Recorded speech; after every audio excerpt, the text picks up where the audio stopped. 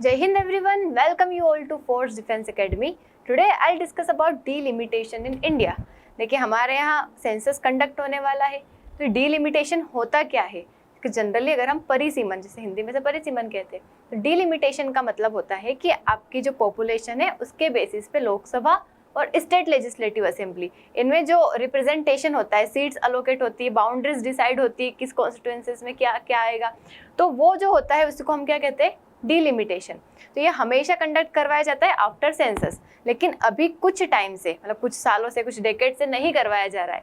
क्यों नहीं करवाया जा रहा, उसका रीजन भी मैं बताऊंगी आपको इस वीडियो में कि क्यों नहीं करवाया जा रहा था, कब कब करवाया गया था, उसके क्या रिजल्ट्स रहे थे, हम सारी चीज़ों की बात करेंगे इस वीडियो में।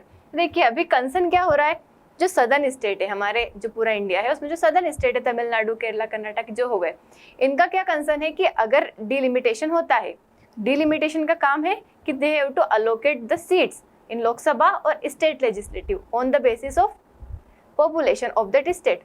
तो अभी क्या होता है कि जो सदर्न स्टेट्स है उनकी पॉपुलेशन कम है as compare to the northern states.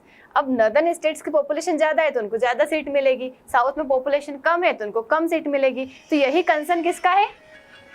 हमारा कंसर्न है किसका? सदर्न स्टेट्स का। तो अभी मतलब लोग, गवर्नमेंट ने बोला है कि ऐसा नहीं होगा कि हम सदर्न स्टेट्स को कम पॉपुलेशन जो है तो उसकी वजह से कम सीट्स दे देंगे, ऐसा कुछ। क्योंकि गलती क्या हुई थी कि जब 1951 में हमारा सेंसस हुआ था, 61 में हुआ था, 71 में हुआ था, और उसके बाद डिलिमिटेशन हुआ था हमारे देश में, लेकिन आफ्टर 71 नहीं हुआ। क्यों? क्योंकि 70s का जो टाइम था, उस टाइम क्या होता है कि हमारे यहाँ कुछ स्कीम्स लाई जाती है, पॉलिसीज लाई जाती है कि पॉपुलेशन को क्या करना है? कंट्रोल करना है, मतलब हमारे देश के पॉपुलेशन को कंट्रोल करना है। तो उस चीज़ को जो सदर्न स्टेट है वो तो अच्छे से फॉलो करते हैं कि हाँ हमें पॉपुलेशन कंट्रोल करना है, तो वहाँ की पॉपुलेशन स्टेबल हो जाती है, कम हो जाती है। लेकिन नदर्न स्टेट जो है उन चीज़ों पे ध्यान नहीं देते, उस पॉलिसी को नहीं मानते, तो वहाँ की पॉपुलेशन इंक्रीज हो जाती है। तो अगर उसके बाद डिलिमिटेशन होता है तो क्या होगा कि सदर्न स्टेट जिन्होंने बातें मानी, गवर्नमेंट की जो पॉलिसीज बनाई गई थी उस पर ध्यान दिया, फोकस किया और पॉपुलेशन को कम किया, लेकिन उनको अब कम सीट मिलेगी, उनका रिप्रेजेंटेशन कम होगा। वहीं नदर्न स्टेट जिन्होंने पॉलिसीज को फॉलो ही नहीं किया, बातें ही नहीं मानी, पॉपुलेशन इंक्रीज हो गई, उनको ज़्यादा सीट मिलेगी, तो ये तो अनफेयर हो जाएगा। तो यही कंसर्न है अभी हमारे देश में कि सदर्न स्टेट्स को मिलना चाहिए सीट, कितनी मिलना चाहिए, क्या है। तो 2020 अब कब होगा ये? आफ्टर 2026। क्योंकि क्या होता है कि 1971 के टाइम पे तो हो जाता है, उसके बाद फ्रीज कर दिया जाता है इसको। हमारा 42nd कॉन्स्टिट्यूशनल अमेंडमेंट होता है जिसमें कर दिया जाता है कि फ्रीज हो गई सीट्स, कब तक? 2002 तक, 2001 के सेंसस तक क्या हो जाएगी? फ्रीज हो जाएगी। मतलब अब हम क्या करेंगे, सीट्स जो अभी है वही रहेगी, हम इसको चेंज नहीं करेंगे। फिर क्या होता है 2002 के टाइम पे इसको और एक्सटेंड करके 2026 तक कर दिया जाता है कि 2026 के डिलिमिटेशन तक क्या होगा, ये जो सीट्स है ये फ्रीज है। तो बस यही होता है। तो अभी वापस न्यूज़ में इसीलिए है क्योंकि 2026 मतलब अभी जो सेंसस कंडक्ट होगा उसके बाद वापस से डिलिमिटेशन होगा। डिलिमिटेशन होगा तो किस तरीके से सीट्स को अलोकेट किया जाएगा, क्या पॉपुलेशन के बेसिस पे करेंगे या फिर कुछ और तरीका अपनाएंगे, तो यही है।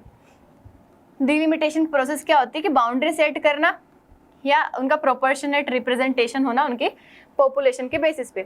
यही कारण है कि हमारे यहाँ कुछ स्टेट है जहाँ की पॉपुलेशन ज़्यादा, जैसे यूपी मान लो 80 सीट्स है, तो it is because of its population. वहीं कुछ स्टेट से यहाँ पे कम पॉपुलेशन है तो उसके अकॉर्डिंग उनकी सीट्स है, तो उसके अकॉर्डिंग अलोकेशन होता है।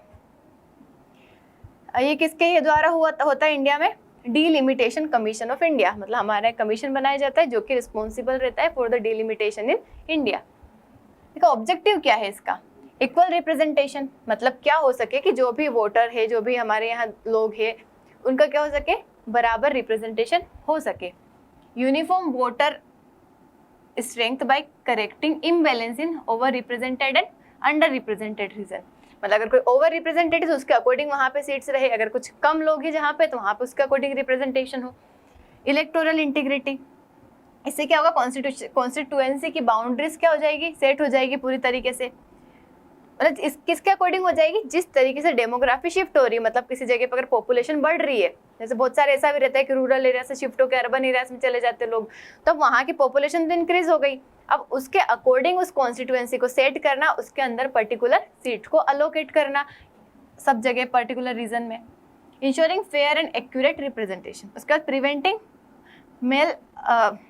माल अपॉर्शनमेंट, अपॉर्चुनमेंट मतलब क्या होता है कि वहाँ पे डिवाइड करना, सीट्स का डिवीजन वो होता है जनरली। तो ये जो गलत सीट अलोकेट हो जाती वो नहीं होगी अगर प्रॉपर डिलिमिटेशन होगा सेंसस के बाद।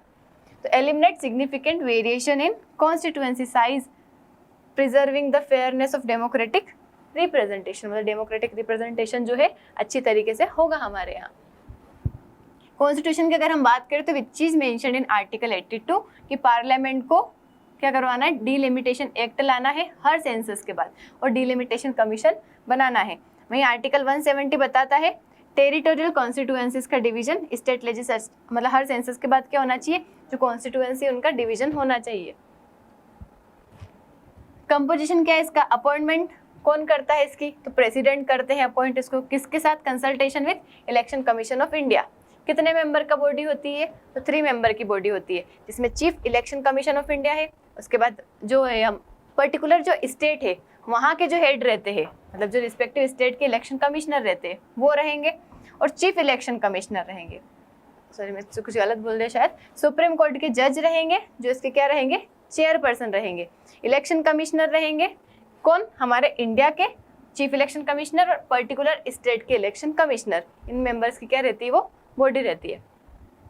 इंडिपेंडेंस मतलब किसी एग्जीक्यूटिव इन्फ्लुएंस में नहीं रहती है। ऑथोरिटी, इसके डिसीजन फाइनल होते हैं, इसको मतलब ऐसा नहीं कि एक बार जो डिसाइड कर लिया जिस अकॉर्डिंग वापस पार्लियामेंट में चैलेंज करके उसमें अमेंडमेंट नहीं ला सकते, फिक्स कर दिया, मतलब इस कमीशन ने जो बना दिया उसके अकॉर्डिंग ही सीट अलोकेट हो जाएगी। हिस्टोरिकल अगर हम देखें तो हमारे यहाँ डिलिमिटेशन बनाया गया था डिलिमिटेशन एक्ट के थ्रू 1952 में, 1962 में, 72 में, उसके बाद फिर फ्रीज कर दिया जाता है और 2002 में भी होता है, लेकिन 2002 में सीट्स को चेंज नहीं किया जाता है, ओनली बाउंड्रीज को चेंज किया जाता है, मतलब सिर्फ बाउंड्रीज का थोड़ा बहुत एडजस्टमेंट होता है, सीट्स वहाँ पे नहीं अलोकेट वगैरह नहीं की जाती है। ये 1981 और 1991 में नहीं करवाया गया था, कुछ पॉलिटिकल और डेमोग्राफिक कंसिडरेशन जैसे कि आपको बताया था मैंने अभी।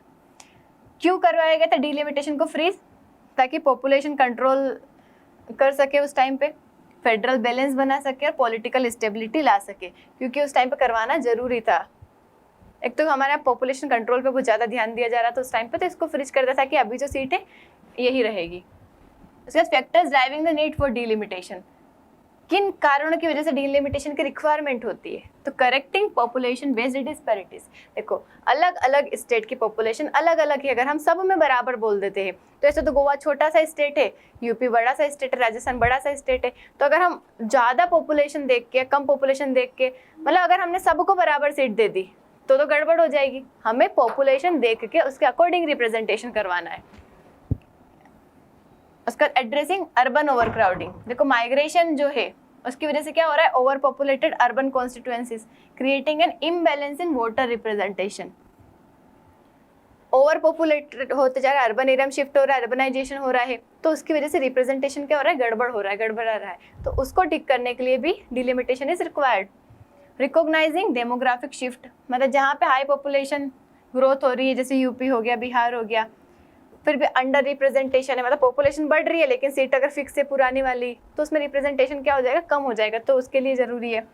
उसके बाद इलेक्टोरल फेयरनेस, इलेक्शन भी फेयर हो, वहाँ पे कंडक्ट अच्छी तरीके से हो पाए, सबका रिप्रेजेंटेशन हो, तो इसलिए भी ज़रूरी है। Concerns of southern state, southern state का क्या कंसर्न है, फेडरल इम्बैलेंस, मतलब उनको ऐसा लगता है कि लोअर पॉपुलेशन जो है साउथ, उनकी सीट्स चली जाएगी क्योंकि उन्होंने तो पॉपुलेशन कम कर ली जो पहले थे उसके कंपेरिजन में, जबकि नॉर्दर्न स्टेट्स जो है उनकी पॉपुलेशन इंक्रीज हो गई तो उनकी सीट बढ़ जाएगी, तो ये उनका एक कंसर्न है। पेनल्टी फॉर पॉपुलेशन कंट्रोल, मतलब उनको कैसा लग रहा है कि हमने पॉपुलेशन कंट्रोल करी इस जगह की, स्टिल उनको क्या मिल रही, पेनल्टी मिल रही है, उनके साथ ही गलत होगा अगर क्या हो जाता है, सीट्स कम हो जाती है, तो केरला, तमिलनाडु, कर्नाटक सीट क्या हो जाएगी, उनकी कम हो जाएगी, जबकि उन्होंने पर्टिकुलर सक्सेसफुल मतलब फैमिली प्लानिंग जो है पॉलिसीज के अकॉर्डिंग करी, उन्होंने चीज़ों को माना। पॉलिटिकल मार्जिनलाइजेशन, अगर नॉर्दर्न स्टेट में सीट ज़्यादा हो जाएगी तो उनका इन्फ्लुएंस ज़्यादा रहेगा पार्लियामेंट में, लोकसभा में, वहीं सदर्न स्टेट्स का रिप्रेजेंटेशन कम रहेगा, उनका इन्फ्लुएंस कम रहेगा किसी भी चीज़ में। इकोनॉमिक कंट्रीब्यूशन अगर हम देखें तो सदर्न स्टेट ज़्यादा कंट्रीब्यूट करते हैं हमारे यहाँ की टैक्स में, स्टिल उनका लोअर रिप्रेजेंटेशन रहेगा। थ्रेट टू कोऑपरेटिव फेडरलिज्म, मतलब अगर रिप्रेजेंटेशन अच्छा नहीं रहेगा तो उसकी वजह से कॉन्फ्लिक्ट होंगे रिसोर्स अलोकेशन के, पॉलिसी मेकिंग के, तो ये सदर्न स्टेट जो है उनके कुछ क्या है, ये कंसर्न्स है कि ऐसा होगा अगर ऐसे ऐसे होता है, अगर इसके अकॉर्डिंग होता है तो। तो इसका वे फॉरवर्ड क्या होना चाहिए कि लोकसभा की स्ट्रेंथ को ही बढ़ा दिया जाए, मतलब जो सीट है ऑलरेडी जिसको मिली है उतनी तो रखें, लेकिन और ज़्यादा बढ़ा दे और जिस जहाँ जहाँ पे रिक्वायरमेंट है उनको दे दे, जो अभी है उसको ख़त्म ना करे। और क्या हो सकता है ऑप्शन, वेटेड रिप्रेजेंटेशन, मतलब पर्टिकुलर कुछ ऐसा फॉर्मूला बनाना चाहिए कि सबका रिप्रेजेंटेशन अच्छे से हो सके। राज्यसभा का रोल भी बढ़ा देना चाहिए कि हम लोकसभा की सीट की जगह राज्यसभा, मतलब ऐसे स्टेट जहाँ पे पॉपुलेशन कम है उनको राज्यसभा की सीट ज़्यादा दे दे ताकि उनका रिप्रेजेंटेशन पार्लियामेंट में बराबर हो जाए। फेज्ड इम्प्लीमेंटेशन, इसका मतलब चेंज को ही धीरे धीरे लाना चाहिए, एक साथ पूरा चेंज नहीं ला देना चाहिए ताकि लोग भी उस चीज़ को एडप्ट कर पाए। This is all about delimitation in India. I hope आपको समझ आया होगा। If you want its PDF, you can join our channel SSB World FDA। Thank you so much. जय हिंद।